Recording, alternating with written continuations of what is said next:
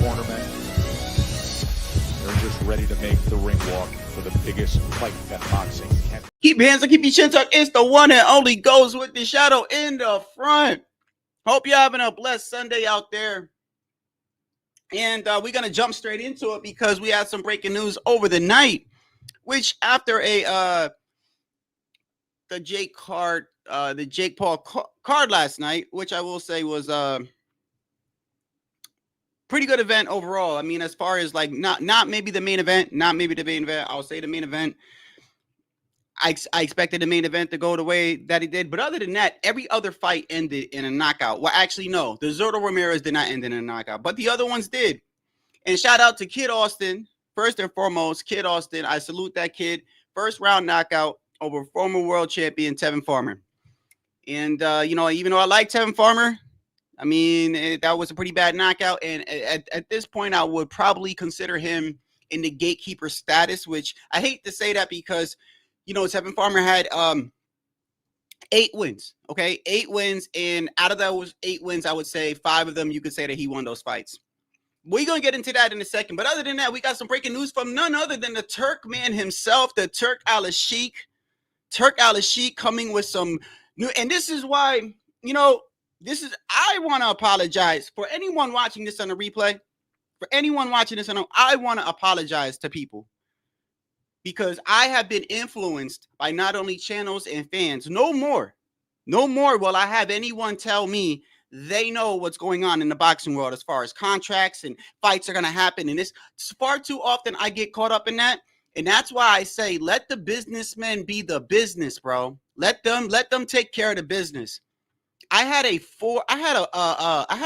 edited video that I was doing. I edited a video and I take my pride in editing, right? So I probably had about 3 hours into it, right? I never released that video. You know why I never released that video? I had a video with Brian Norman Sr., right? Brian Norman Sr., and I never released it, and that's my fault because I'm listening to everybody else, and no more will I do that. Because so far too often you have so many fans and channels and people behind talking about like they were there when the contract's being made. And it's not just one person, it's multiple people, bro. I fall victim to it. And I had a video because Brian Norman Sr. kept going around. He kept going around saying, why is everyone saying this fight isn't happening? Why? He kept going around saying, why is everybody saying that? Why is everybody lying? And I didn't put the video out because I'm like, you know what? Maybe people know something I don't know. You know what I mean? Maybe they know. No more. Let the businessmen do the business, bro. That's why I don't talk about money. That's why I don't talk about this. I want a fighter to make as much as they can make. That's it. I don't care about. I'm not gonna sit here and tell you why he should and why he can't or this and that. I want to talk about when they get in the ring. That's all I care about. I'm not a lawyer. I'm not a financial advisor. I'm none of that. I am just a boxing fan. I don't act like nothing more or nothing less, bro. Okay. I mean, who remembers when the whole PBC shit was going on, when people thought PBC was going to go out of business? Do you guys remember that? I mean, you had people like Dan Raphael, Mike Hoppinger, and all these other people going around saying that PBC was going to be no more. I fell victim to it. I was making lives like, man, PBC is not. And then boom, Canelo comes out and he's like, bro, I signed with PBC. And next thing you know, they had the little Amazon thing after that, right? And look, I'm not blaming anybody. I'm not blaming anybody, but I am going to point the finger at boxing fans in general, okay? At boxing fans in general. We walk around like we know everything, bro. We don't know everything, okay? Let's make this. We don't know everything, bro. For me to like go walk around as a boxing fan, if I'm not there when negotiations are being talked about, if I'm not there with Turk Al-Sheikh, bro, like who am I to go around and say, yo, that shit ain't happening, bro? Oh, I know for a fact that ain't happening, bro. Oh, I know no contract was sent. How do you know? I saw Brian Norman Sr. go. He was pissed. He was pissed because he felt like outlets, big and small, not just any. He didn't say anyone in particular, but I saw him going around saying, why are people saying this fight isn't happening? Why are people saying that my son didn't sign a contract? He was actually at one point, he even defended Devin Haney. He said, why are people saying he's not signing the contract? Like, why are people doing that? But then, you know, you realize, bro, at the end of the day, there's clicks and views and stuff. I'm not doing it no more, bro. From now on, bro, I always say I don't agree with Turk Al-Sheikh. I do not agree with this man all the time, but this is the man with the money. He is the man with the money, bro. I'm going to take his word over you and everyone else. I'm going to take the word over the guy that's paying everybody. How about that? He's there. Okay? This shit is frustrating after a while. It is, bro. Look, man, you know, and I fall victim to it. I fall victim to it. I really do. I fall victim to it. I mean, because as a boxing fan, when you go on YouTube, right, and you see multiple outlets and multiple people reporting shit, right, or supposedly reporting shit, you know, you take that and then you kind of fall like, I'm not going to lie, I feel influenced. I had a video with Brian Norman Sr. where he literally, and he shout out to AM Sports Media. I think it's AIM Sports. Shout out to AIM Sports Media. I had a video. I was going to drop it, and I never did. I never dropped it. I never dropped it because everybody was going around saying that the fight wasn't going to happen, and this is not going to happen. And the shit, bro, it influenced me to not drop the video, bro. I'm not doing that shit no more, bro. No more, bro. And nobody's going to come up in here and tell me what is going on in boxing. No more. You could come up in here with your opinion, but it ain't gonna influence me no more, bro. It's not. It's not, bro. It's too many. What do you call it? It's too many lawyers walking around here, man. It's too many lawyers and not enough fans, bro. Let's just stick being fans of boxing. How about that? How about that? I know I will. I know I will. You're not gonna see me go around saying shit like, man, Canelo, I know for a fact in that contract it says this. If I don't know what's in there, I'm not doing that, bro, because I look stupid at the end of the day. I'm not. But anyway, we had a pretty good card yesterday, and you know, every fight ended in knockout right up to the co-main event. Shout out to Kid Austin, who knocked out Tevin Farmer in the very first round, and that was the fight. The fight didn't even have a chance to heat up. And he caught him early. Tevin Farmer, after his last fight, got caught quick with a right hand. Just like that. Last out Farmer here in round one, and he's over. Down again. It's over. That was a devastating. Austin looked good tonight. Tevin Farmer is punches away from. He had Tevin Farmer looking up to the left, to the right. You know, Tevin Farmer got a tick. And I know he's got a tick. He's got a tick where he keeps like moving his head, right? He's had that in a few fights already, but that shit went automatic. When he turned his lights off, it's like that tick just started going off and off and off. And shout out to Tevin Farmer though, man. He's not a bad guy. But I'll tell you one thing. It's been a bad year for all those dudes out in Philly, man. All those dudes out in Philly, it's been a horrible year for them. I mean, so far, all these fighters that be like, yo, I'm from Philly. Yo, you know what it is? I'm from Philly. Bro, it's been a bad year for them. It's been a bad year. Y'all making Philly look soft, man. Oh, man. What's going on in Philly? But, matter of fact, now that I think about it, it has been a bad year for everybody in Philly. You got Boots, and supposedly Boots dug Tio, and supposedly Boots dug Virgil, and then you got Tevin Farmer, and then you it's been a bad year for Philly, man. But shout out to Philly, man. It is what it is. At least they got the Eagles with the Super Bowl. But other than that, it's been some emotional damage.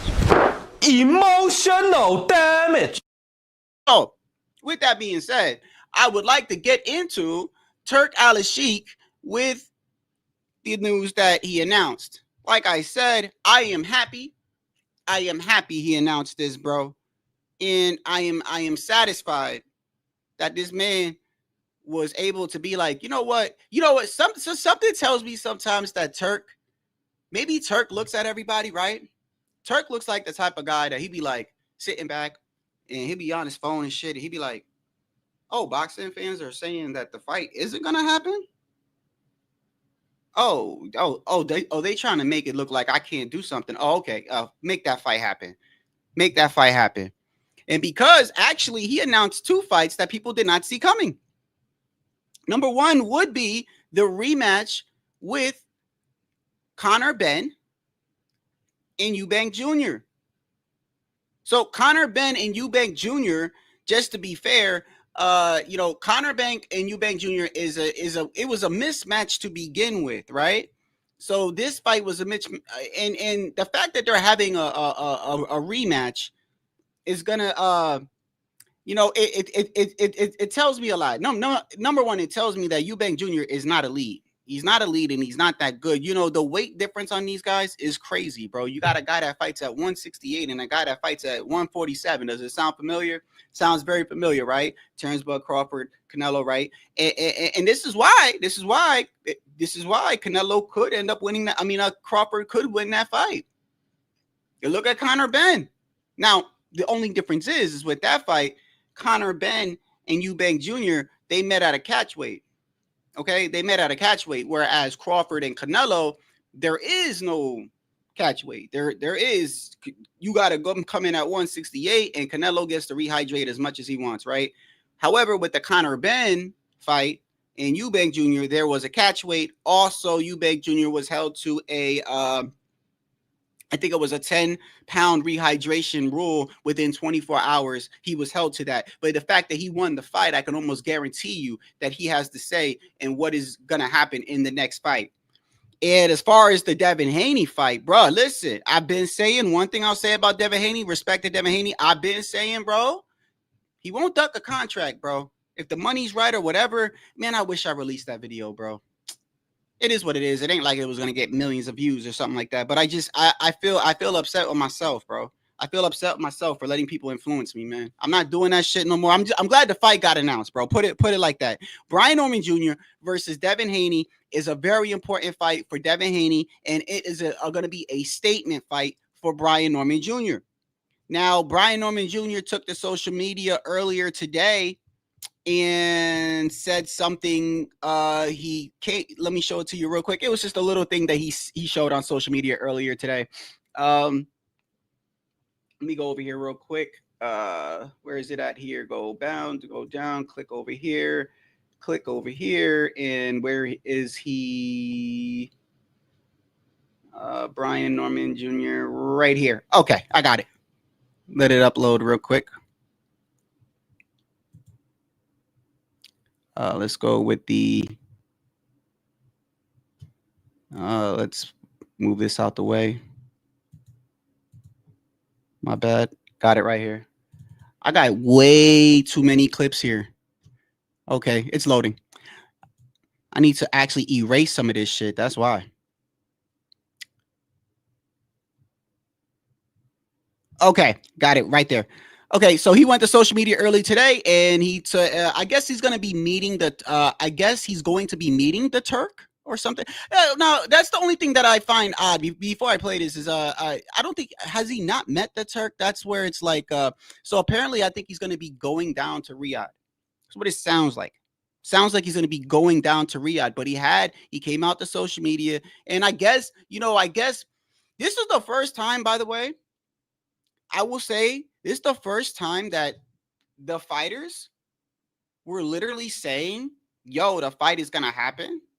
And I see everybody like, no, it's not. No, it's not. No, it's not. This is the first time, bro. Literally, the father and the son were like, what are y'all talking about?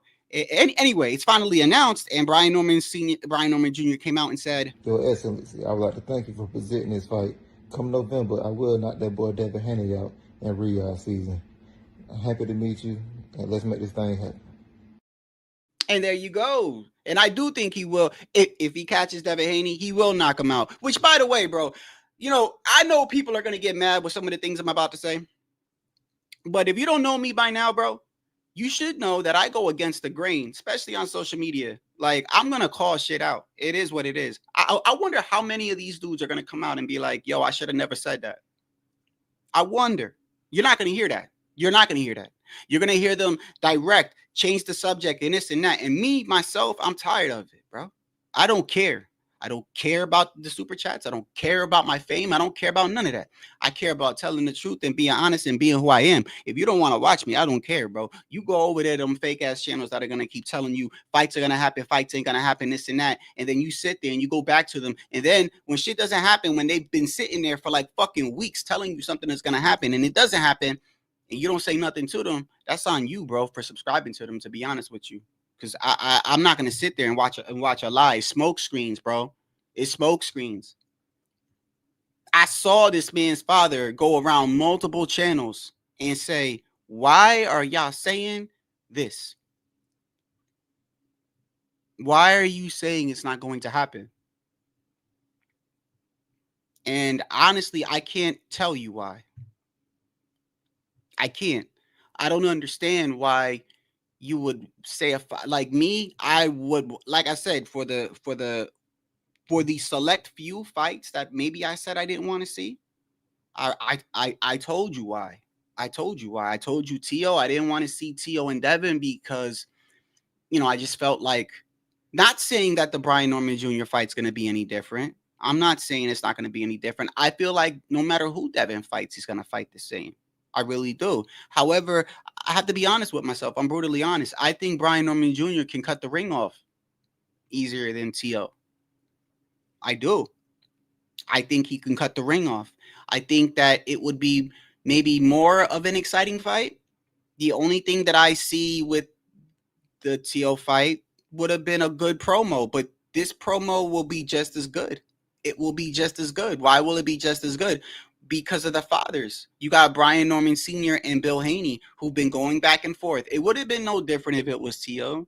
If it was Tio, it would have been Tio Sr. and Bill Haney. But Brian Norman Sr. has already been going back and forth with Bill Haney multiple times on the Boxing Voice. So the promotion will be good. It will be just as good as it was Tio or whatever. In fact, I think the fight will be better than Tio versus Devin. I really do. And I say that because styles make fights. And I think Brian Norman Jr. has gotten better and better and better. And you could clearly see when he's in the ring that this boy is getting better and he's cutting off the ring more. And I just feel like it will be a more exciting fight. You know what I mean? And I'm glad this fight is happening, bro. It's glad. I'm confused now more than anything. I'm confused.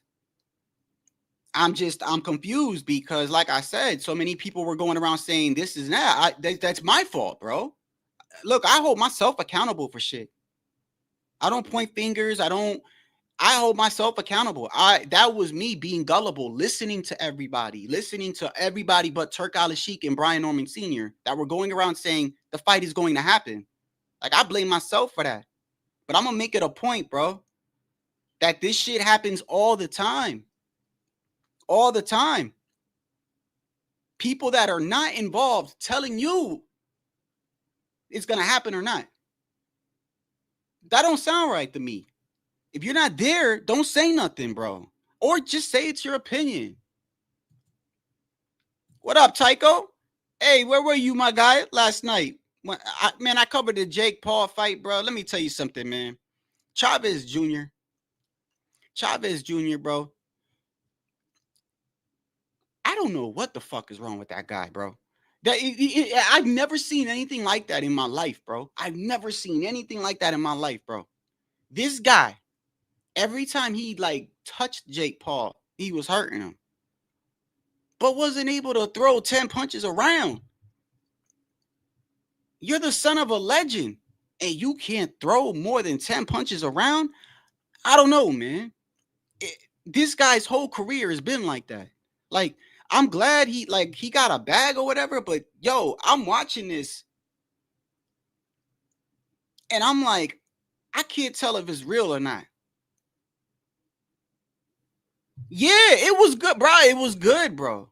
The whole card was good. The whole card was good. Yo, the Zurdo Ramirez fight was good too. He was losing for the first 6 rounds. He came back and won. That was a good fight. That guy Victor, what's his name, Rodriguez, got knocked out. That was a good fight. Fucking Kid Austin flatline Tevin Farmer. I mean, I wish that would have went a little bit longer, right? But that was a good knockout. Well, I don't know. See, that's the thing. I don't know. Like, do y'all think Jake is doing? Like, do y'all think? Look, here goes the thing. I'm not here to look. Like I said, I'm gonna sound like a hypocrite, right? So let me make sure that I clarify. I saw somebody that is I don't know his name, but maybe you guys know who he is. He's a YouTuber with millions of views, and he goes around like basically showing that people scam people, like, you know, like Logan Paul with cryptocurrency or whatever, right? It's this guy. Basically, he finds people that he feels like are scamming you, okay? And he brought up Jake Paul and the Tyson fight. He almost got sued because he tried to show the contract where it said that he couldn't knock out Mike in the first round. It was like a term sheet. It was like a snapshot. You know, when people have there's like a term sheet, and then it wasn't actually the contract, but it was like first they send you a term sheet, then they send you a contract, and somebody had took a snapshot of it and like sent it to him. And he was trying to say, because if he could prove to you that Jake Paul and Mike Tyson was a scam, like, people can go to prison, like, because of how much money was involved with Netflix and gambling and all types of stuff. You know what I mean? Like, if like believe it or not, fixed fights are illegal. Fixed fights are illegal. And if you're gonna do fixing, there's a way around it if you just kind of tell people it's fixed, which is what the NFL did that one year. You know, we talked about that one time where the NFL commissioner came out and said the NFL is like the WWE and it's entertainment, right? And that way, if anything was ever to get brought to court and be like, hey, what? No, we told you, right? But see, all they did in the Jake Paul and Mike Tyson fight, they kept telling you, this a real fight, this a real fight, this a real fight, this a real fight. Like, they asked Mike like 10 times, bro. He kept saying, nah, it's a real fight, it's a real fight. That too looked a little bit suspect. That too, I think they are. I think they are because 3 times. Did you not see this? Bro, I almost go back to my live. I think it was round 7. I flipped out, bro. Jake gets hurt, right? Jake gets hit. He gets hurt, and he looks at the ref. Did y'all see that? What was it like? Now, mind you, Chavez Jr. is throwing like 4 punches around, bro. All right? The dude ain't even active. Throwing like 4 punches around. He catches Jake, right? Jake gets caught. He stumbles. And then every time Chavez Jr. got close to him, he grabbed his arms, you know, to prevent them from throwing punches, which is actually a good, it's a good you know, it's a good game plan. You know what I mean? Just, I've seen other fighters do it. You know, Devin Haney clinches. Other fighters do it. I think Shakur Stevenson does it. You know, if they get too close to you, right, you can grab them. The only thing is you're allowed to do that until the ref starts telling you, hey, there's a warning, because you could get excessive clinching, excessive holding, right? And then that could turn into a point taken off, right? Because, right? But you can keep doing that as long as the ref doesn't say anything. Now, once the ref starts feeling like you are excessively holding, he'll tell you, hey, stop holding so much, fight, right? It's up to discretion of the referee. Now, we all know the ref wasn't going to say anything to Jake, but what I noticed was every time he came back and held him, the one time he got hurt and he grabbed the ref, he looked at the ref, and then he made like he looked at the ref, and then like the ref didn't do anything, and then he just made like this face, like almost like he didn't say anything, but it looked like to me like, bruh, come on. And he was hurt. Every time he got stunned, he looked at the ref, and the ref came at one point when Jake was hurt. The ref broke up the middle of the fight, grabbed the other dude's gloves for no reason, and said something to him. And the dude's looking at it. Chavez Jr. is like, what? Like, bro, I think it was scripted, bro. I think it was scripted.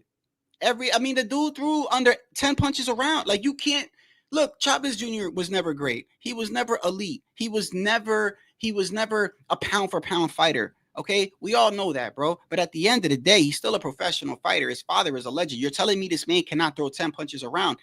You're lying to me, bro.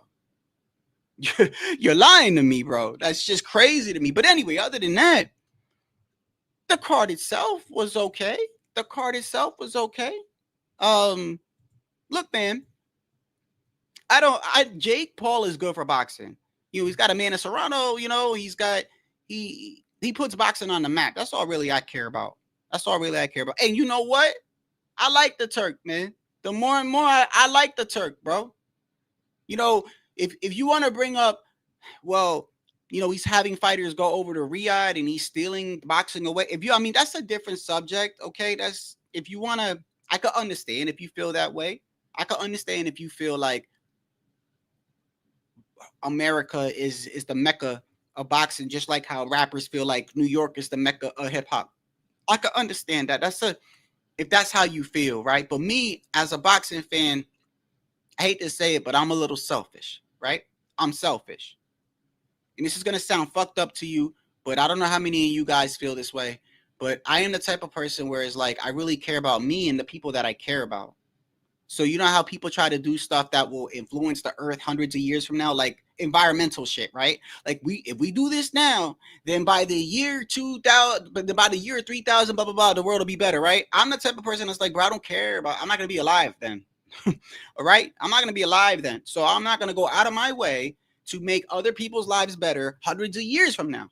I will do what I can for my people now and where I live in. That's my mentality. So I can understand why some people are like, look where boxing is going. Look, life is short for me. I believe in God, but the life here on earth is short. I care about the fights that I see now, and I care about the fights that are getting put on now. I don't really go to fights, so I could care less whether I watch them on my TV or wherever it's held. It could be held in Japan. It could, the Japan cards are a little bit crazy because I got to wake up at 2 o'clock in the morning or whatever. But other than that, I don't care where the fights are. I will be watching it on TV. I'll pay for the pay-per-view and I'll stream it if I can. That's me.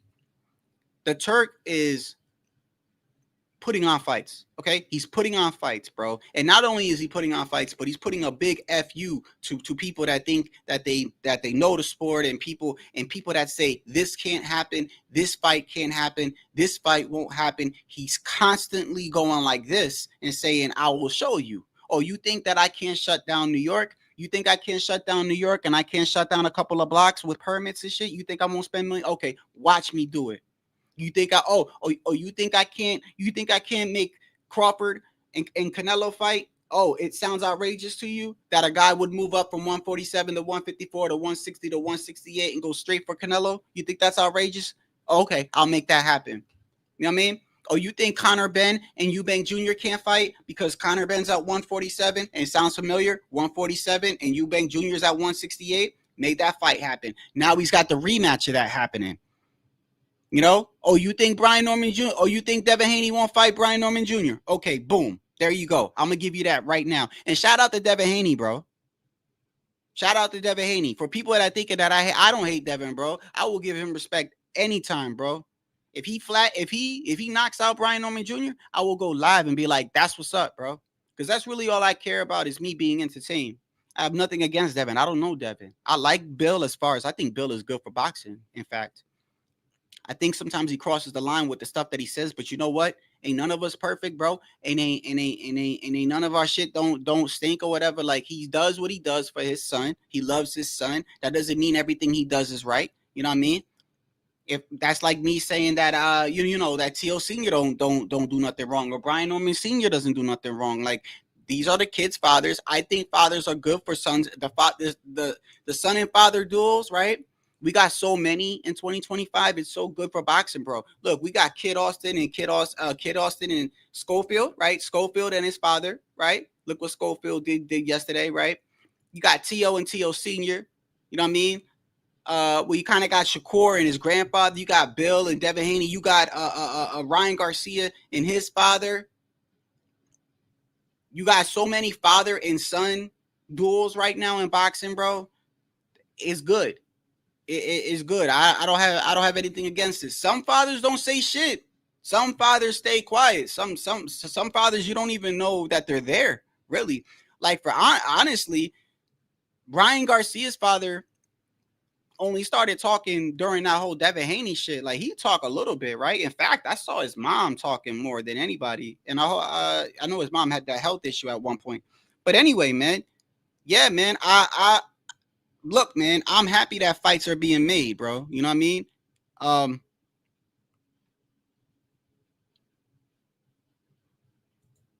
Some of them were yeah. Oh, yeah. And some of them were actual fighters. You know what I mean? Like some of them used to, like, I'm pretty sure Brian Norman Sr. I'm pretty sure he used to fight. Oh, don't forget Jerron in his boots, right? Jerron in his boots and Bozy, right? You got a lot of father and son duos in boxing, right? But look, man, I'm not gonna tell other people what to do, but I'm gonna just tell you like this, like in my life in general, like I'm big on accountability, bro, and I really will never, if I ever say something, bro, and it's not true, bro, I swear to you, bro, just say it, tell me, be like, yo, Shadow, you know what you said wasn't true, right? And I swear to you, bro, I swear to you, I'm not a narcissist. If I say something that's wrong and Tycho comes in here and he's like, yo, Shadow, what you said is wrong. And I'm like, what did I say? And you're like, no, that's wrong. And I go look it up and I see that I'm wrong. Bro, I swear to you, I will be online saying I'm wrong. Tycho showed me that I'm wrong. Accountability is big for me. I feel like because I'm starting to think that people are purposely lying. And to be honest with you, I don't want to watch people that lie. Like, there's a difference. Like, if you want to, like clout, I understand. I really do. It comes with the territory. We're like clout, it is. You know what I mean? But straight up lying, I don't want to be a part of that, bro. Like, I don't want to lie on somebody who gets in the ring and risks their life. Okay? I'm not going to lie on Devin Haney. Just because I may not find his style particularly to my liking. I'm not going to lie on that kid. And I feel like there's lying going around.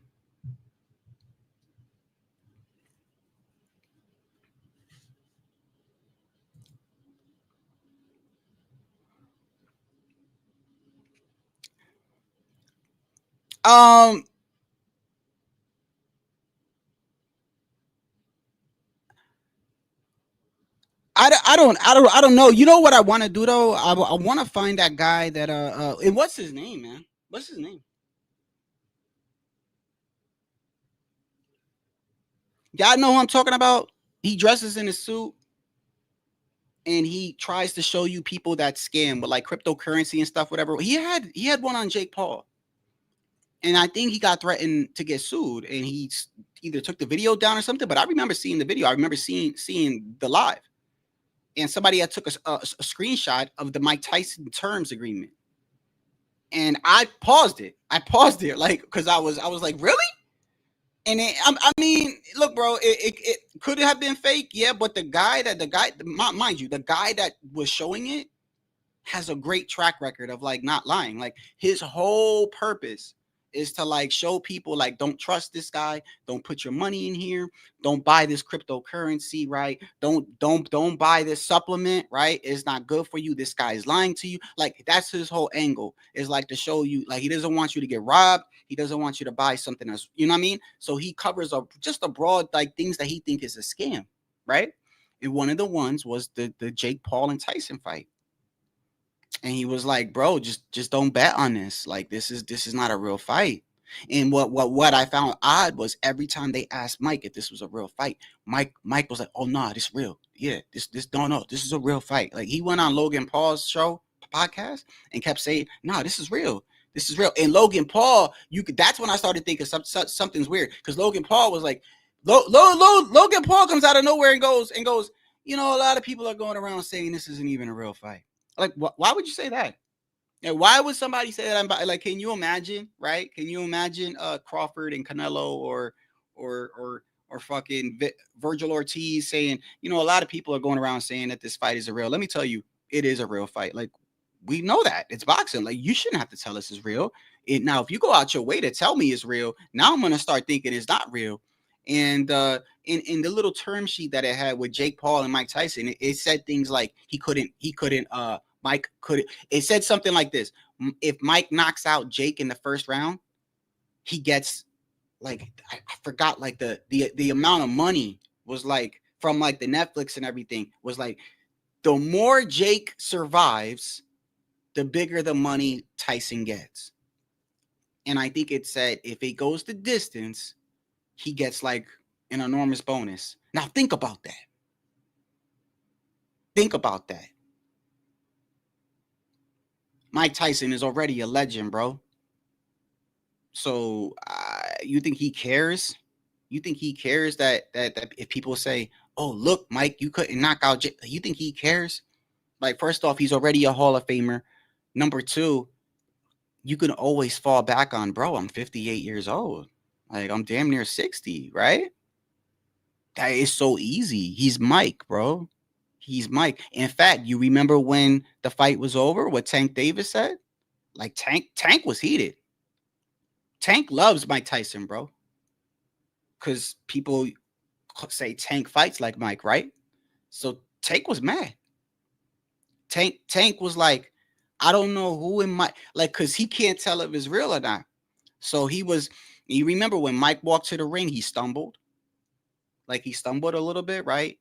And he just looked off and everything, and he looked hesitant, but I'm thinking it's because of that, right? And but Tank was mad. Tank was like, I can't believe the people in his camp would let him do that and fuck Jake Paul like that. Like, he was mad. Like, he wanted to get some get back, right? Think about that. All Mike got to do is be like, yo, come on, man, I'm 58 years old, whatever, right? But when I'm looking at it now and I'm looking back at yesterday and I'm looking at the Chavez Jr. fight with Jake Paul, I'm telling you, I'm telling you, go back to round 8 or round 9. I think it is. You'll even see me on my live. I'm like, I get up off my chair and I'm like, bro, did y'all see that? Jake gets hurt. He looked at the ref, bro. And the ref they made eye contact. And then Jake kind of like went like, like, fucking, you gonna do something? And then immediately breaks up the fight. Goes over to Chavez Jr. and grabs his gloves and says something to him. Says something. I don't like making up shit to give Jake a breather. Like whatever it may be. Like, yo, keep your hands up or keep, you know what I mean? I saw that numerous times, bro. Throw that in with the fact that Chavez Jr. Did you see Chavez Sr.? I see that all the time, by the way. Chavez Sr. in the corner. I mean, in the fucking crowd. What? He's just yelling, right? He's probably looking at his son like, what the fuck are you doing, right? And this kid's not throwing no punches, bro, right? But every time he did throw a punch, this shit hurt Jake. How you out of breath in round 8 when you throwing 3 punches around? Like, he's breathing like Jake, right? Jake got a reason to be breathing away. Jake's constant. Jake was throwing. Bro, really? Let's be honest. Did you look at the punch stats, bro? The shit was like, Jake threw 400 and something punches. Chavez Jr. threw 100 and something. And I don't even believe that. I don't even believe those punch stats, bro. I don't even believe it. Because I was calling it round by round. And I'm like, that's 5 punches. Like, that's 4 punches. Like, bro, you're throwing less than 10 punches around, bro. So I don't know where they come up with 150 something punches. They must be counting the times he fucking walked or something. Regardless of what it is, he had Jake hurt every time he touched him. And there was a point where Jake looked at the ref. And I would show it, of course, but they would, of course, copyright me, bro. He looked right at the ref and then kind of paused and was like, and then the ref just jumped right in the middle. And Chavez, he looked at Chavez Jr. He said something to Chavez Jr. Chavez Jr. looking at him like, what did I do? I didn't do anything. And it was just to give Jake 10. And I think it was like 30 seconds left in the round. Y'all remember when Jake was hurt? You got to remember that. Jake was hurt towards the end of a round. And everybody was like, oh, shit. But time was winding down. It was then. Looked at the ref. Ref jumped in. And it saved him like, I don't know, like 10, 12. Like, if there's 30 seconds left in the round and I jump in the middle, right, and I take up, 12, 13 seconds? That's like half of it right there. All you got to do is survive another 12. I mean, regardless, bro. Regardless, it still puts boxing on the map. He's got Amanda Serrano. The mother fights were good. I, for one, didn't like the Tyson fight because I feel like it made Tyson look like a it made Tyson look like a in bad light. And I'm not gonna go too deep into it because I'm not a huge conspiracy theorist, but I believe that the whole Mike Tyson thing was sort of a ritual. I really do. The whole with his turned around and his ass cheek showing, degrading a famous black man. Like I do. I do. I think shit like that happens. I think shit like that happens. It's just nothing in that event made Mike look like. Did you see that going? Oh, I'll remember Mike for the rest of my life. No, everybody was like, bro, I wish I would have never seen that. But anyway, I mean, it's good as far as the fights, these fights, which is actual fights. I would say. Conor Benn and Eubank Jr., let's call that for what it is. Eubank is an elite, bro. Conor Benn, this is similar to Crawford and Canelo. Think about that, bro. Think about that. This guy's 147, moving up to 168, and gave him a very competitive fight, by the way. A very competitive fight, bro. They're like, literally, there's so much weight between these guys, and they met at a catch weight, and he made it. It shouldn't have been competitive. It shouldn't have. So, which kind of shows me where Eubank Jr. is as a fighter. But it's another money fight, and that was a good fight too, by the way. That was a very, very good fight. So, I don't mind it. Like, if they're gonna do a rematch, then fine. Just do the rematch and get it out the way. But I'll tell you this right now, that these two fights, I'm saying it now, and I said it after the first fight, Conor Benn will never fight at welterweight again. I do not think he will fight at welterweight again. You're telling me this guy's going to go from 147, fight a man at 160 something. What was the catch weight again? Because Eubank Jr. fights at 168. So they had some sort of like, he couldn't make 160. So it was like 163, 164. It was like somewhere around there. Okay, so you got him moving down like 5 pounds or whatever, right? But then you got this other guy moving up from 147 all the way to, right? Now he's going to do that back to back. But he's originally a 147 pounder. You're never going to see him fight at welterweight again. That's too much weight. Back-to-back camps, right? He probably never even, like, after the fight, he knew it was going to be a rematch, right? So he probably never like got back in the gym and probably thought, let me cut my weight because I got to go back to 147. No, it's a rematch. So it's back-to-back. So he's going to be walking around at this weight for a long period of time. So he'll never be welterweight again, bro. And I think Conor Benn, I think welterweight that's where he's supposed to be. So this is a perfect example of the beef between the fathers, right? That whole rivalry and beef shit that they have. I think it's going to mess up Conor Benn's career because I think he was okay at 147, bro. I don't think he has enough power. He was hurting you. That speaks for another thing. He was hurting Eubank Jr., right? Because the more I talk about it, the more I realize Eubank Jr. is not elite, bro. Okay, he was getting stunned by a smaller man, right? But still, the power wasn't where it needed to be. If that was just if they were lighter, he probably would have knocked Eubank Jr. out, right? He probably would have knocked him out. But he doesn't have that power to carry. So now that means that if he's never going to fight at 147 again, that means you throw Conor Benn where? 154? Hell no. We all know 154 is the sharks of all sharks, bro. You know what I mean? Boots moved up to 154. I still want to see how he fares up there. I think Boots will be okay because Boots is naturally a big man. He's a big man. Conor is a small guy. You could tell by when he stands next to you, he's a tall guy. He's a tiny guy. So because of the family beef, yeah, he's getting a bag, but I don't know. I think he should have stayed at 147. I think he could have. I mean, I'm speaking too soon. I'm telling you what I see. I just don't think the man is going to fight at 160 and then fight at 160 again or 163, back-to-back fights, and then suddenly just go back to 147 like nothing ever happened. That doesn't happen, bro. That doesn't happen. Most of the time when we see people move up in weight like that, like look at Jermell Charlo. Jermell Charlo fought Canelo. Now you could say, oh, that's the bag, Shadow. That's the bag. He took some time off. I don't know how much I want to really believe that. He moved up. He fought Canelo. And just now recently, I think recently he'll be coming back, right? But he'll be coming back.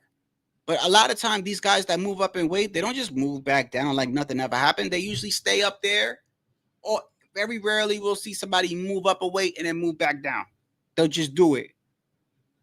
But normally when a person moves up, bro, he stays up. This kid fighting at 163, and I guarantee you this second fight, because Eubank Jr. won, he's the A side now. So he'll make all these terms where the weight is probably higher now.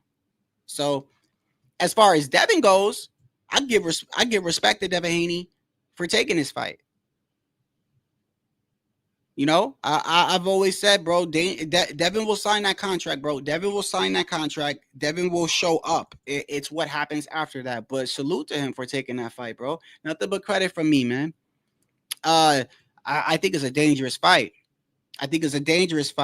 Brian Norman Jr., of course, is already guaranteeing a knockout, which, you know, I think it's easier said than done.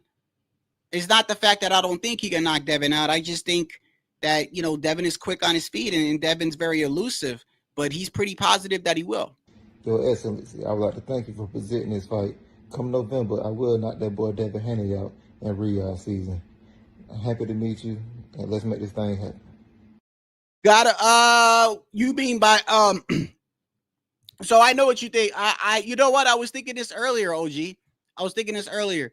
So you think that Devin's gonna do like the whole Jose Ramirez thing, right? You think he's gonna do that and then win by points? Is that why you're saying that?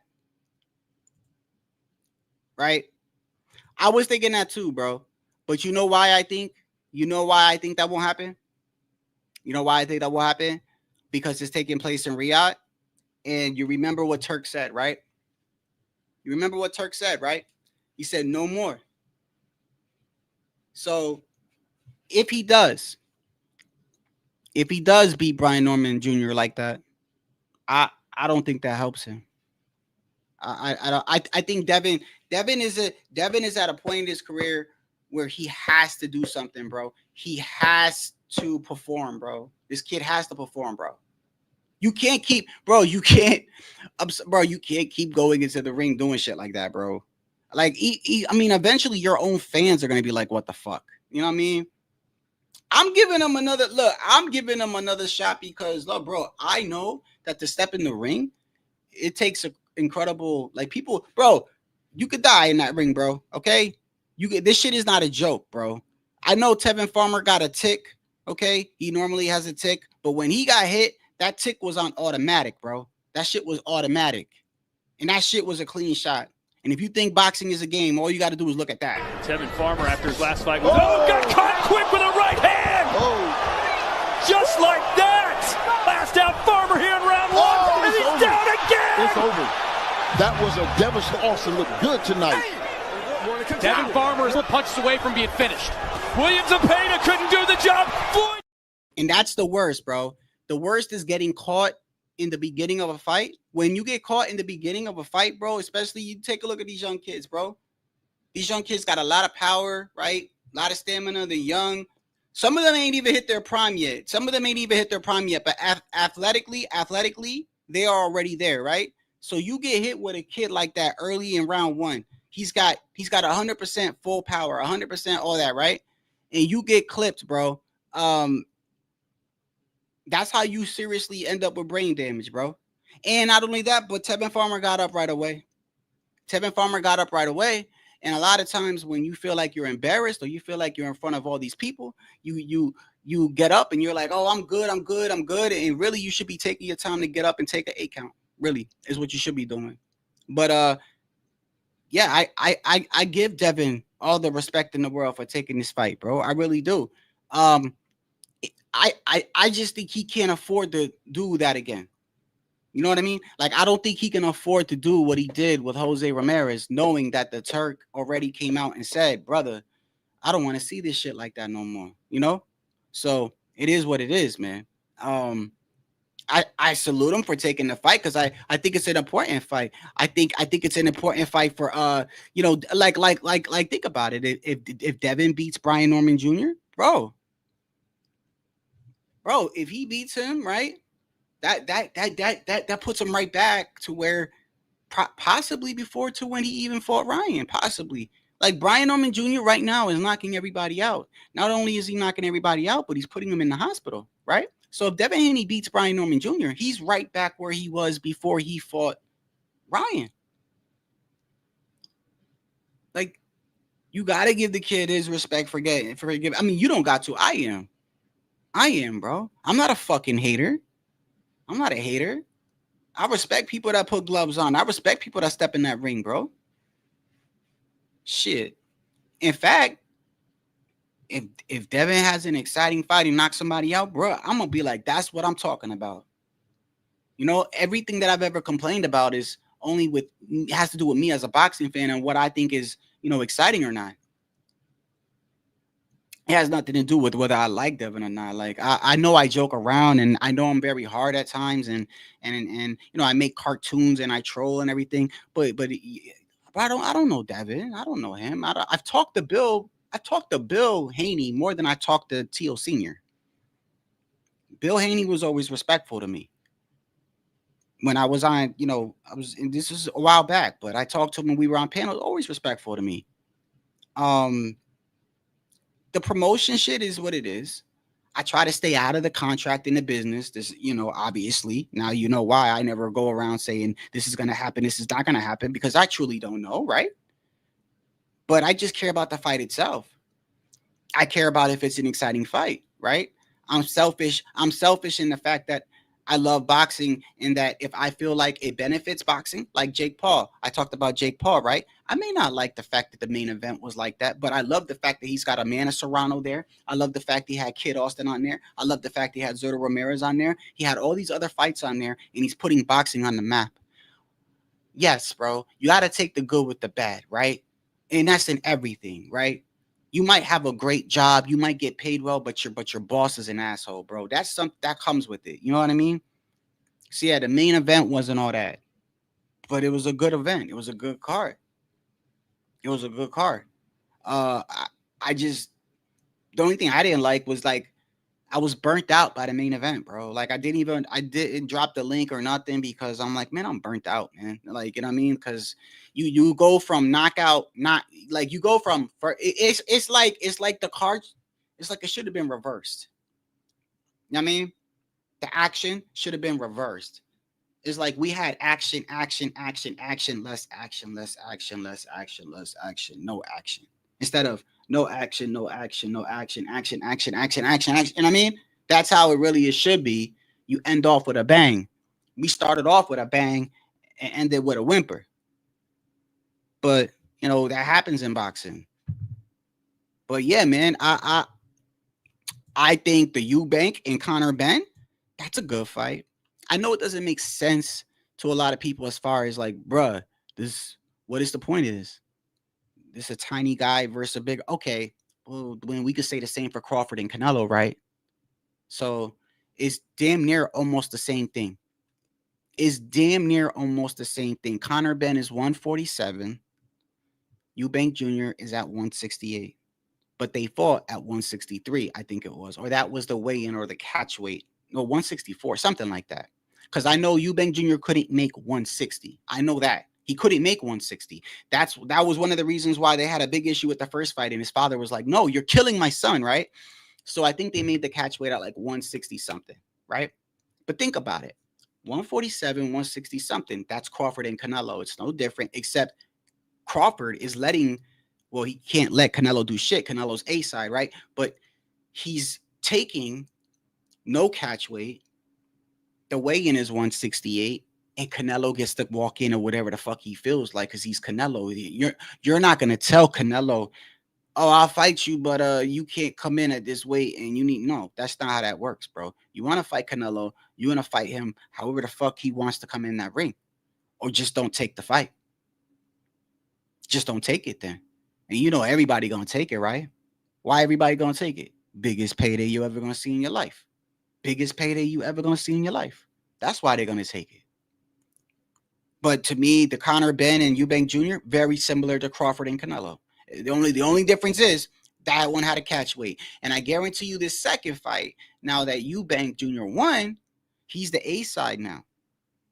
He's the A side. So I don't see him agreeing to come in at 164, 160. He's gonna probably tell Conor, no, I won, right? This is what happens when people win. I'm the A side now, so now I get to pick the weight that we're gonna come in at. And all Conor could say is yes or no, I won't fight. Then go back down to 147. And I'm telling you, Conor Benn will not go back down to 147. He's not going to fight back-to-back fights at 160 something and then go back down to 147 like nothing happened, bro. That shit ain't happening, bro. So he ain't going to be a welterweight no more. I see him after this fight going back down to 154. Where does that put Conor Benn? He wasn't even developed at 147 yet. So what does that make him at 154? You're going to go back to 154? Well, who? Jerron and his boots, Virgil Ortiz, Jamel Charlo will be back there. Fundor is there. Erickson Lubin. Okay, Erickson Lubin is kind of like on his way out. I hate to say it. I like Erickson Lubin. I fucks with Erickson Lubin, but that last performance was I don't know. But then you got Ramos and then you still got Madrimov there, and is Boachuk there still? I mean, Backroom is there. All these fucking killers are there, bro. And you wasn't even developed at 147 yet, bro. So I just think it's gonna mess up Conor Benn's career. What's next for Tio?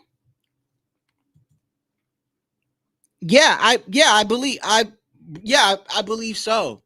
I believe so. And you know, I saw, you know, I was talking about this earlier. I saw you know, Brian Norman Sr. kept going around, bro. He was upset, bro. I kind of felt bad for him. I mean, I hardly ever feel bad for people. I hardly ever do, because I'm like, you're inboxing, whatever comes with that comes with that. But I felt bad for him because he was frustrated. He was going around saying, why are people saying my son didn't sign a? Why are people saying this fight isn't happening? Like, why are people doing this? Nothing has changed. Everything's agreed to. And then he just said, fuck it. I'm not going to say anything. I'll just show y'all, you know? And I just, you know, I don't like getting into the business like that, bro. I really don't. I really don't. Because I'm very careful with, I don't know the word for it. But you realize some people take this shit very seriously, right? And this is a rare example, but I'm just telling you the truth. Y'all know who the Liver King is, right? Now that guy's crazy. He's out there. He's got drug issues, right? But I'm telling you, when you lie on people's name or you accuse them or something, there are some people, this is all they have, right? This is all they have. And when you lie on somebody, or you just, I don't know the word for it, but you're saying things that aren't accurate, right? And this is their livelihood. Like, you don't know how you affect people, bro. And I just operate differently, bro. I'm not gonna lie on Devin Haney because I don't like Devin Haney. I'll never do that. I'll never do that. He steps in the ring and risks his life. Don't matter how the fuck I feel like whether it's exciting or not. He risks his life when he steps in there. Whether I like it, that's something different. You got people that you know, like you got the dude, the Liver King dude is out there, right? But he threatened to unalive Joe Rogan. And I told y'all during the live stream, when my live stream started yesterday, you know, it's all over the internet. It's all over the internet about these YouTubers that had beef, and the one dude unalived the dude and his wife in Las Vegas, right? On camera over reviews. And this goes to show you how crazy people are. The guy thought that he was the only one able to stream where he lived. Like drug dealers. Like, you know how drug dealers go, hey, bro, you can't sell on this block, bro. This is my block. He thought you can't be a streamer because I control this area. There's people just crazy like that. I know it doesn't make any sense. That's like me knocking on my fucking, that's like me going down three buildings down and knocking on the neighbor's door and going, hey, yo, not for nothing. My name is Shadow Ghost, by the way. I see you got a boxing channel. Well, I'm not sure if you know, but these 5 square miles, I'm the only one allowed with a boxing channel. So you're gonna have to take care of that. When I'm gonna go back home and I'm gonna check, and if you have not change their name or don't make me come back. Can you imagine how crazy you got to be? But people are like that. And I know that's a rare example, but at the end of the day, just don't fuck with people's livelihoods, right? And maybe because you guys think I'm extreme, right? But it's different for me because I've seen people die in front of my face, bro. Okay? I've seen it, bro. The life is short, bro. Everybody from my parents to people that I serve with, I've seen people die in front of my face, bro. So I take it seriously, these little things that y'all take for fucking games and granted. All y'all laugh and all y'all joke and shit, and y'all keep playing your games, and that's fine. You're going to run into somebody that's not going to play games with you, and you're going to find out. So I don't lie on people. And I don't lie on people that fucking risk their life, bro. So I take it seriously. And I could care less about a super chat or anything like that if you don't know by now. Slander. There you go. Slander. Like, even if I don't like you, I'm not going to slander you. Thank you, Hawker. I'm not going to slander. Just because I don't like you, I'm not going to make up stuff about you. I'm not going to talk about your wife or kid or anything. Now, if you fuck with my kid, okay. Then all bets are off. But even if I don't like you, bro, I ain't going at your family. I ain't going at your wife. I ain't going at your mom. I ain't doing none of that. It's just me and you. Me and you got beef, and that's it. That's why I felt extremely bad when I said the whole Mexican thing with the immigration, because I know a lot of y'all are Mexican that watch me. And I hope y'all don't think that I really think that way, because y'all would know if I was. I was just mad because I feel like, there's a handful of people, and I know who they are, that are doing this to me. And that's my fault for letting, just like it's my fault for letting people influence me about like what it is in boxing or not. That's my fault. That's my fault. I'm accountable for that. I'm accountable for that.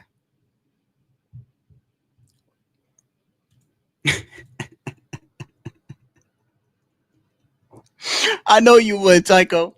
I know you would. What's next for T.O.? Man, you know what, man? T.O., bro. You know who I've been seeing T.O. hang out with a lot lately? He's been hanging out with Emilio Vargas, the Vargas camp. I was thinking about making a video like, nah, bro. Nah, why you getting all friendly with him? I don't think you should be friends with anybody that's in the same division as you. All right? If I fight at 154, I'm not going to try to make friends with some dude at 154. I'm going to tell you that right now. Like, if I fight for a living, right? It looks kind of weird. It looks kind of weird if I like went to go be friends with somebody that's in the same division as me. This is weird. It looks kind of duckish, bro. Especially if like the dude that I'm trying, like I'm like you see me being friends with is like rising his way. Like, it'd be different if he's like a veteran who's like on his way out, and I look up to him. That's different. But if we in the same way, if we in the same division and like you undefeated, I'm undefeated, and you know damn well if we keep beating people, we're gonna eventually clash. Like, I'm not gonna be your friend, bro. I'm not. But as far as T.O. goes, I don't know, man. T.O. is very undecisive. Man. He really is. And that's why I cut the bullshit quick when it comes to T.O. I cut it quick. When he's in the ring, bro, he got my full support 100%. But all that other shit, nah, he don't get away with that with me, because I'm sick and tired of thinking, oh, we got to fight. Oh, we don't. Oh, he's doing this. Oh, he's not. Oh, he's doing it. Oh, he's not. I get it. It's his life. He could do whatever he wants, bro. He could do whatever he wants. Like, and I mean, I don't care. But, bro, as a fan, bro, just, are you going to fight this guy or not? You're not? All right. Well, talk to me when you're going to fight somebody, right? Because, like, all this other shit, the whole clout chasing shit, let's say, he's not the only one that does it. They all do it. Like, come on now. T.O. clout chases, bro. Devin Haney's the king of clout chasing. They all clout chase, though. But at least, I'll say for Devin, and I will always be honest when it comes to this, at least Devin, when Devin has a contract in front of him, and the money's right, he's going to sign that contract. And I said that before, and I stand by it. And Brian Norman Sr. was saying that. Brian Norman Sr. was saying that. When he was saying, you know, people going around saying this and that. Like, one of the first things he said, which I found surprising, which made me think I knew this fight was going to happen. One of the first, because usually he's the other guy's father, right? You would think he's going to talk shit, right? You would think he's going to be like, man, Devin's a duck. Devin's this, right? That's not what Brian Norman Sr. said. He didn't go like, oh, Devin's a duck. I swear to you, bro. Shout out to AM Sports Media. Is it AM Sports Media? The two brothers that be on there, bro. I like their show, bro. They you could tell they don't like Crawford, but they good dudes, bro. He was on there. First thing he says when he gets on there, he's like, you know, people make it seem like Devin Haney won't fight my son. Like that's not true. He's not true. Then he came out and said, the real thing is we already had the offer on the table before Bill Haney knew it. So Brian Norman Sr. says he was contacted by Turkey or whoever it was, right? Because what had happened was originally Boots and T.O. was on the table. This is coming from this is what he said that he was told, all right? So what I'm telling you right now is coming from a dude that has been involved with the contracts. I'm not just saying this from a person that's watching a tweet or something like that. I'm telling you what that man said, right? Now, whether he's lying, that's on him. Same thing with Turkey or whatever, right? But I'm gonna take their word over anybody else's, bro, because it's them. You know what I mean? I'm not saying he can't lie, but I'm gonna take his word over anybody else. All right. So he's up there. He's saying that he got a call from somebody in Riyadh. Now, I don't know if he said Turkey in general, but basically somebody representing the Ring magazine of Turkey, right?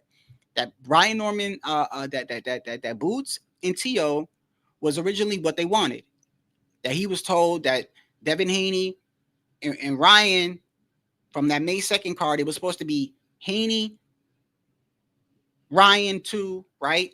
T.O. and Boots, right? That, right? And this is the issue I said, like Turkey was trying to like think of the future, the outcomes, right? But he couldn't anticipate Devin Haney's bad performance and Ryan losing, right? And he probably also didn't anticipate Boots saying, no, I won't fight T.O. He didn't anticipate none of this, right? Or moving up and wait, right? So he said that when he got the phone call, they said that, they tried to get T.O. and Haney.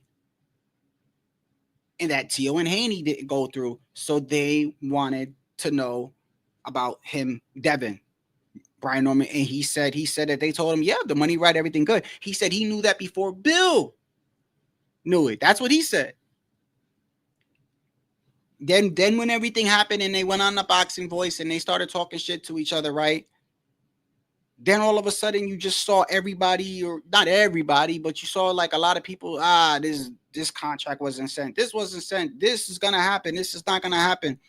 And the whole time, Brian Norman Sr. was going around saying, what is going on here? Why are people saying this? And the first thing he said was people are saying that Devin won't fight my son. That's not true. That's when I realized, like, bro, I think he's telling the truth. Like, that's not Devin. That's not Bill Haney saying that. That's Brian Norman Sr. saying that. Mind you, Devin Haney got this whole reputation for being scary and running and all this other shit, right? But and then you got Brian Norman Jr. who's knocking people out and putting them in the hospital. And you got his father on here telling the world, no, Devin ain't afraid. So I took his word.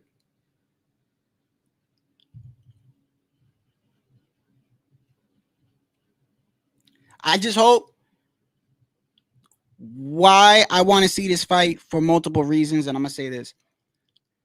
It's an important fight for Devin Haney, right? It's an important fight because if he wins, I think it puts him back on there before he fought Ryan. That's number one. But number two, right? Brian Norman Jr., this is an important fight for him because Devin Haney is a good name, bro. If you don't know who Brian Norman Jr. is, beating the youngest undisputed champion, I think that's what Devin Haney's known for, right? Will definitely help you, right? Not only that, but Brian Norman Jr. seems to improve every time he steps in that ring. Every time. And he's improved on things like the check left hook, right? Which is actually could help you cut off the ring, right? When somebody's circling, you do the check left hook, right? He's improved on that tremendously. And I think that him versus Devin is a better fight than T.O. versus Devin. I've seen T.O. become complacent in fights. He just becomes complacent. I think he got complacent in the Barboza fight. Mind you, this is the way I'm viewing the fight. I think he was complacent. I think he knew, hey, I'm beating this guy. He's not gonna beat me. But I feel like if T.O. could have pressed the action more, he could have hurt Barboza. I really do. If he would have put everything into it and pressed him, I think he could have hurt him. Brian Norman Jr., to me, from what I see, isn't like that. He doesn't get complacent. He doesn't get complacent. You hurt him, you rock him, whatever. He's going to keep coming forward. He's going to find you. He's going to eventually find you. And you see what happens every time he finds them. They end up in the hospital. The only thing is, Devin's going to keep moving. But another thing that makes this fight interesting is the fact that Turkey said he doesn't want no more running. He doesn't want no more running. And apparently Devin was like, hey, you know what? I'm not going to run no more. Apparently that's what Devin said. So we'll see. But that's another reason why I want to see the fight. And I like the fact that Turkey is paying money. You know, it's unfortunate, bro. It's almost like the whole bonus incentive thing. We shouldn't have an incentive for somebody to knock somebody out. But you know what? It is what it is. It's there, fine. As long as it's helping, right? It's almost like saying we shouldn't have to have Turkey in boxing to get these fights, because we shouldn't have to get a guy that spends millions of dollars to get two guys that are in the same division to fight each other, right? Where normally, if he wasn't there, we would get, oh, well, it's the other side of the street, or this promoter, or this and that, right? Well, okay, fine. Yeah, you might be right. But we got him, though, all right? We got him. It is what it is. You know, I look at it like that. Like, at least we have him. At least we're putting on fights. At least we're getting fights. Maybe not all fights we see are fights that everybody wants, but I'll tell you one thing. He puts on good fights. More than likely, 8 out of 10, 7 out of 10. Whenever Turkey puts on a fight, it's a good fight stylistically. Or it's a fight that people wanted to see. It may not be the fight everyone's talking about, but it is a fight that people normally are like, that's a good fight. Or, yeah, it's not a bad matchup. Almost every single one. Yeah, some of them are random. Crawford and Canelo, fucking Conor Benn, but see, even Conor Benn and Eubank Jr., right? Even Conor Benn and Eubank Jr. have a family history, though. There's actually a dynamic to that. But for the most part, I don't have a problem with Turkey. And I hate to say it, I disagree with him trying to change the rules, even though I like it. Does that make sense? Like, I don't like boring fights. I don't like fights where people are too evasive. But I also don't feel like it's right to infringe on somebody, telling somebody how they should fight, though, either. You know what I mean? Because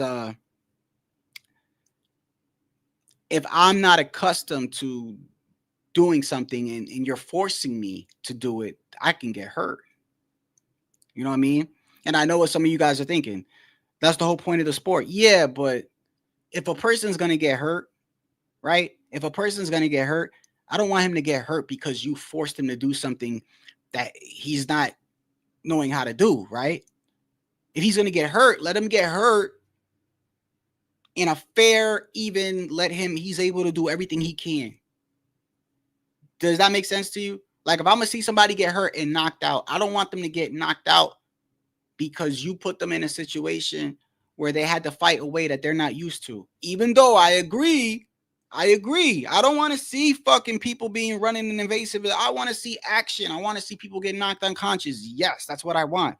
But I also don't want you to put a man in there and you make him do something he's not used to doing, and that's the reason why he gets hurt. If he's going to get knocked out, which that's what I want to see, I want to see it in a fair fair battlefield where he's able to use and utilize everything that he can, and this guy can use everything he can. Not this guy can use everything he can, and this guy, I'm going to tell him he can't use that.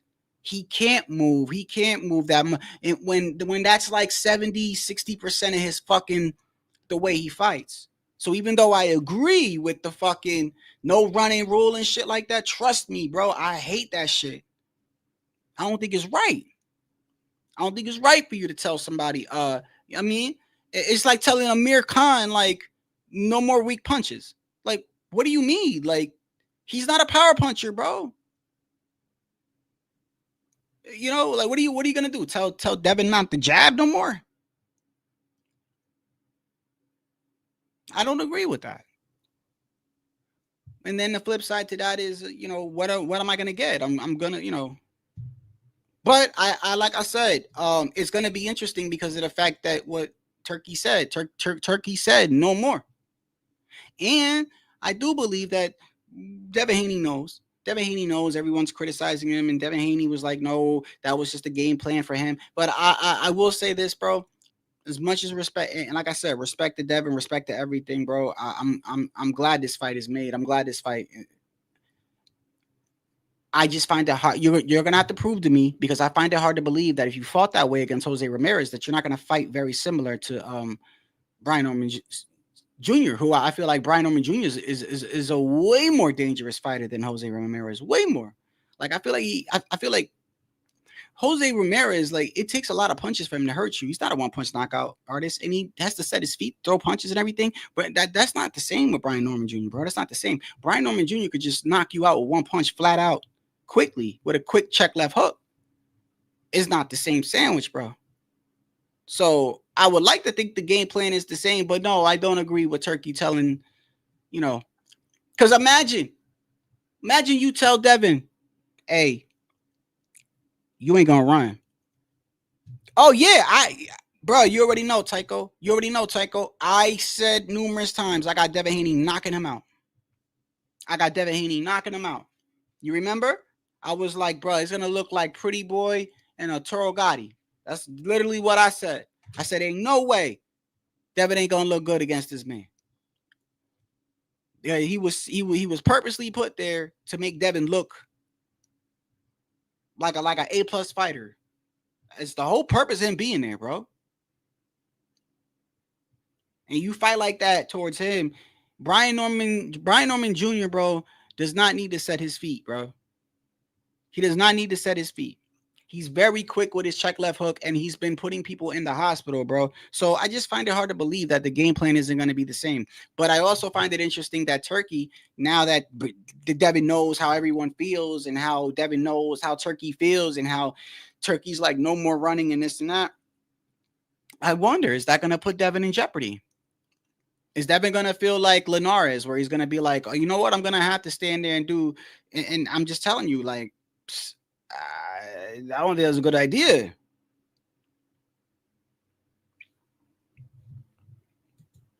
Honestly, Hawker, I thought he was, bro. I ain't gonna lie to you, bro. I thought he was retired and that, you know, they were bringing him out of retirement. Seriously, bro. He should, bro.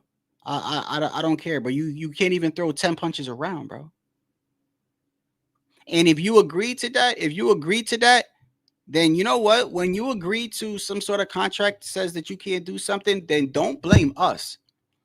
Don't blame us. Like I don't want to sign a contract where it says, you know, I'm gonna do this, I'm gonna do that, and then when I do it, then everybody looks at me like, damn, bro, you can't even fucking throw 10 punches around. And I'm like, no, it's what it said. No. You signed it, right? So don't get mad at us for looking at you like that, bro.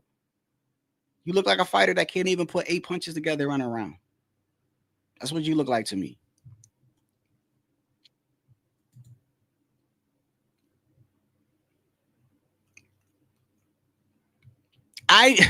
He was never good, you know?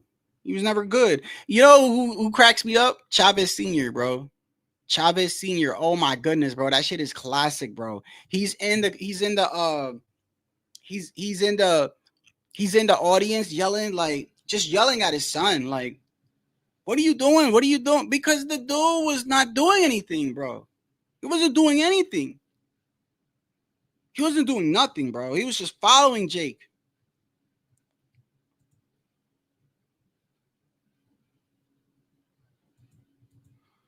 Yeah, I mean, yeah. How does that sound to you? And then not only that, hey, I gotta get off in a second, but not only that, not only that, but Hawker, he's not letting his hands go, right? And how long was the fight? How many rounds was the fight? 10? Was it 10? Right? So it's 10 rounds, right? It's 10 rounds. It's 10 rounds. He's hardly throwing any punches. But by round 7, he's breathing like Jake. Like Jake was literally like Jake literally had no stamina, nothing. He was dead, bro. Like them punches, there was nothing on those punches, bro. And Chavez Jr. was hardly throwing anything, and yet he breathing like Jake, bro.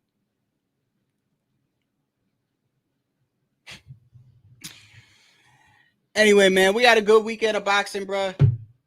Salute to Turkey and everybody making the fights, man. Respect to Devin Haney, Brian Norman Jr. Shout out to Kid Austin Jr. I like Kid Austin. I hope he has a prosperous career. Conor Benn and Eubank too.